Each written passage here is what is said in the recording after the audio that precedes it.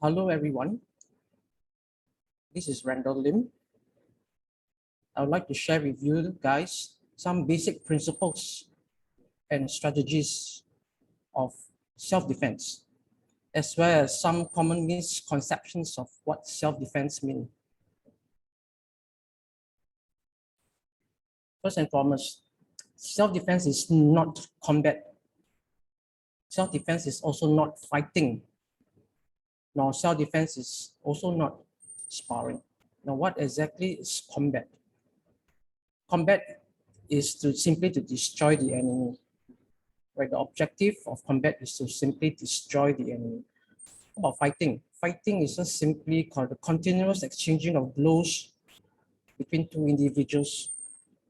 Sparring, sparring is a practice. Sparring is a practice or casual practice of fighting.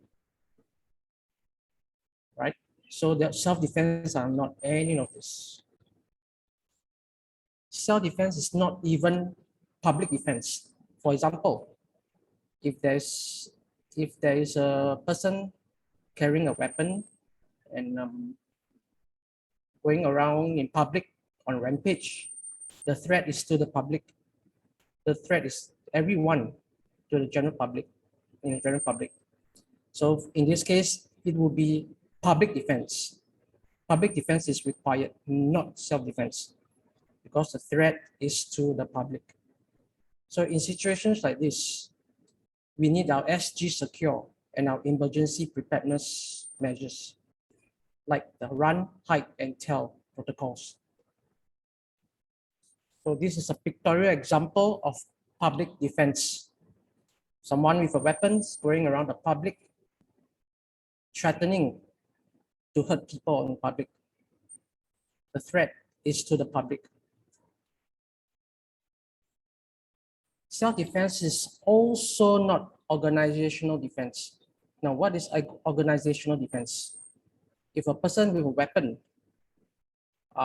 intrudes or sneaks into a building or into a certain premise, like example, a school, an office building, some premise, a condo estate, right? The threat is not only to one person, neither is a threat to the general public, but the threat is to people within that organization. So in this situation, it requires organizational defense, not self-defense. In this situation of organizational defense, we need the lockdown preparedness drills. Also from the SG Secure app, run, hide, and tell. Then what exactly is self-defense? What exactly is self-defense? Where the threat is only to you and you alone. Right? This is where self-defense is needed. The purpose of self-defense is not to harm the enemy. It's not at all to harm the enemy. It's simply to protect yourself or your loved ones who is beside you. Right? It's not to harm the enemy. It's simply to protect yourself. Right? So, the most important thing in the self-defense situation is situational awareness. Experts call this situational awareness is simply to be aware of your surroundings and not to be preoccupied by your cell phone or by deep thoughts when you're walking on the streets and you're moving about. All right, I've seen people crossing the road with their eyes glued to the handphones, with their eyes looking up in the sky, thinking of stuff, of things, and then not looking out for obstacles or potential dangers like a drain that is coming, that you are walking towards, or a lamppost that they are about to bang into, or even moving vehicles, or even suspicious characters, people that may be around them planning something. So the most important thing in self-defense is to be aware of your surroundings.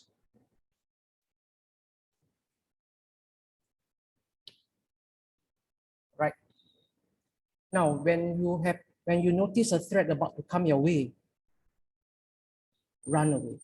Distance is your best friend. Run as far and as fast away as you possibly can. This is the first thing in self-defense, not a fight. First, be aware of your surroundings. Then, once you notice a threat, run away. If you keep running and you can't run anymore, you have to find somewhere to hide. If the attacker can't see you, he cannot attack you. So after running, you cannot run anymore, you hide and keep quiet when you hide. That's the third stage. But if the attacker finds you,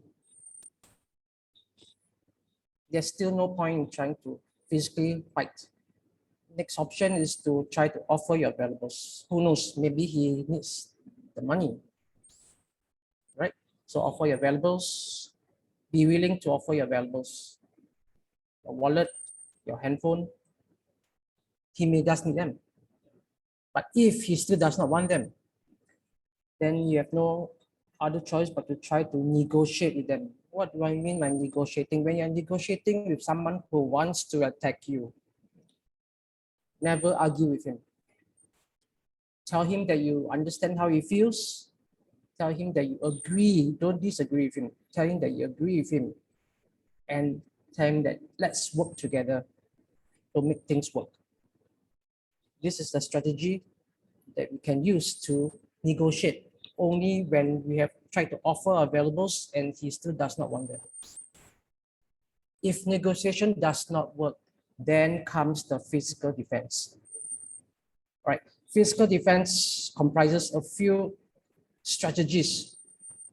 You can use any technique you want as long as they follow these strategies.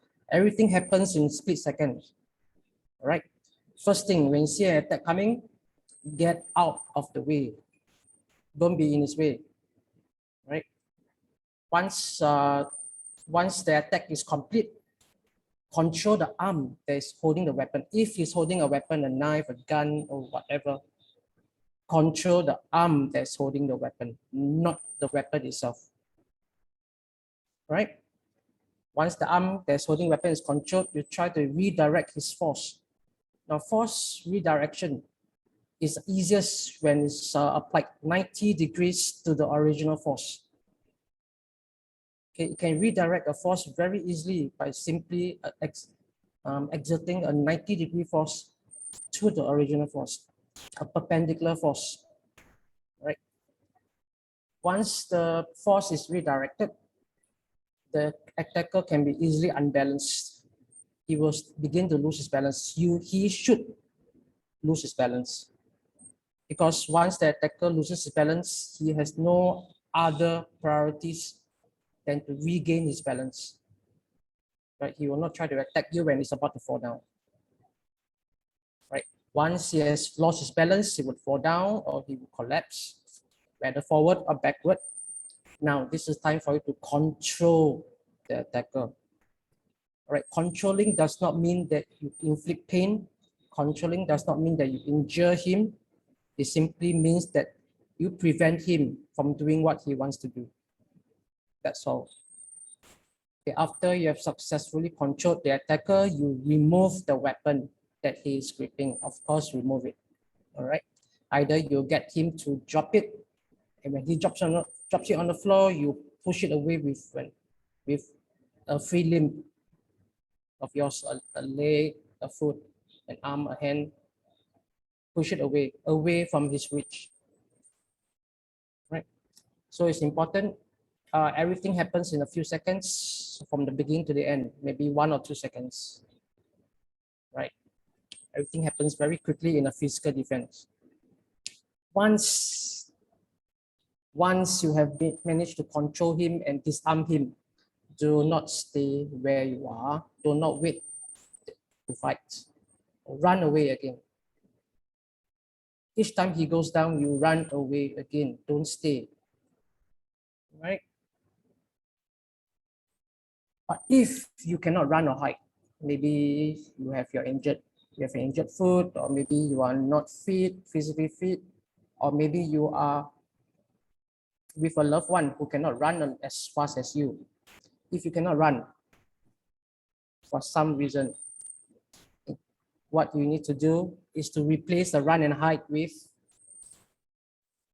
de-escalation.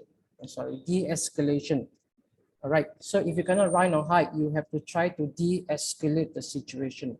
What does de-escalate mean? De-escalate simply means to prevent the situation from becoming worse. All right, how to prevent the situation from becoming worse?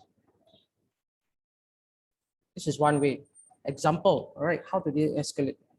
By redirection. Example, if the aggressor says, what are you looking at? You can respond by saying, I'm looking at your nice t-shirt. Where did you get it from? You will send him off guard, and you will most likely cool down.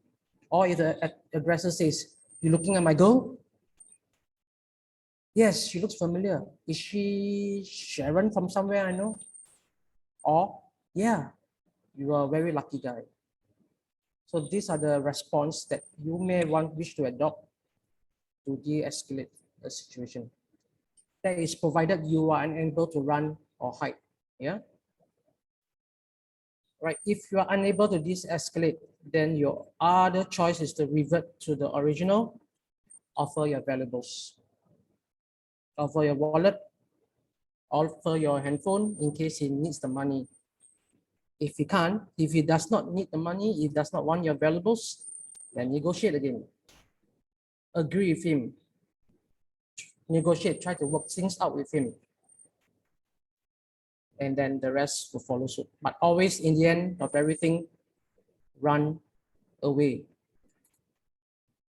Now, this is some basic concept of how to unbalance, or how to unbalance someone, or how someone's balance can be disrupted. If I'm looking from the top view of a person standing in this manner, this is full frontal, all right? The easiest direction of a force that can unbalance him would be a 90-degree line to a straight line that is joining both his heels, right? So this red line, these red arrows are the best direction to unbalance him if he stands in this way. All right, 90 degrees to a straight line joining his heels together. If the attacker stands in this manner, same principle, the same line that joins both his heels. And if you estimate a 90-degree line to that line, like in this case, the red arrows, the best direction to unbalance someone is in this direction of the red arrows. What if the person stands in this way? Same principle. The red lines, the red arrows is the best direction to unbalance someone. Right? Now in a three-dimensional view, the best direction to unbalance someone, if you join a straight line between both his heels and you construct an isosceles triangle, that direction will be 45 degrees. Right, that direction will be 45 degrees down towards the floor. It will be the best direction to unbalance him, whether forward or backward. Right? And if he stands in this, but what if you try to unbalance him in this direction? Too horizontal. The angle is too small. He could simply just walk along. Right? So this is not suitable. He can simply walk along, as I've said. So the best direction, let me revert back to the original, not the previous one. So the best direction to break someone's balance is a 45-degree angle. Right? What if you encounter multiple attackers? Okay, when you have multiple attackers, more than one attacker, do not wrestle to the ground, because do not apply any choke holds or submission holds or locks when you have multiple attackers. And do not go for the leader first, because most likely it's a high chance the leader will be the best fighter. Right? Now, if there are more than one attackers, if you wrestle someone to the ground, or if you choke someone or try to lock him into the ground or hold him, his other friends will just simply attack you, kick your head if you are on the ground. Right? So this is very important. In multiple attacker situation, do not wrestle, do not do groundwork, do not choke or do any lock. Okay, this view is from the top. You are the one in red, and your multiple attackers are those in green, and they are facing you, they are approaching you. Remember what you have to do? The first thing you need to do is try to always run away. You have just a split second to decide and do it. Now, which direction do you think is the best direction to run? Straight forward, to the left, to the right, or right in the midst of them, or run in opposite direction? Think. The best direction is run to the last person on the left or on the right. The reason why? So that once you strike him, you can easily run away to the left, either to the left or to the right. So the last extreme person, right? You run to him quickly, face him quickly, give him maybe 2 blows, whether 2 punches, 2 slaps, 2 strikes, 2 kicks, quickly to stun him, simply to stun him. Right? It's not to hurt him, it's not to knock him out, it's simply to stun him. Once he's stunned, you can try to make an escape as quickly as possible away from the group. Another possibility is when you approach that guy, you grab him, you wrap him tightly against yourself, use him as a shield against the others. And then once you find an opportunity, an opening to run away, please run away. All right, in summary for this lesson, this lecture on self-defense, the most important thing, number 1, is to always be aware of your surroundings. Don't be too preoccupied with your electronic devices. Don't be too preoccupied with deep thoughts, especially when you're out and about. All right. Second is to run away. Once you see the threat coming from a distance, you run away as far as possible. After running, you cannot run anymore. You try to find somewhere to hide and keep quiet. All right. If you cannot run and hide, then you try to de-escalate the situation. After de-escalating, if it still does not work, then you try to offer your valuables. If he does not want your valuables, you negotiate. Try to say you understand him, you see his point, you agree with him, and you have to work things out with him. Let's work things together. Right? Once negotiation does not work, then you have to no choice but to physically defend yourself. All right. Once he's on the ground, once he's distracted, always run away. Always run away again. All right. Take note that this strategy is only for self-defense, where the threat is only to yourself, not to the general public, and not to an organization which you are in, but only to yourself and to your loved one beside you. Right? With this, I end with this quote. Self-defense is not martial arts. street fighting, nor martial sports. It is being aware of one's surroundings, knowing when to run, knowing when to hide, and knowing how to de-escalate. With this, I end my lecture. Thank you for listening.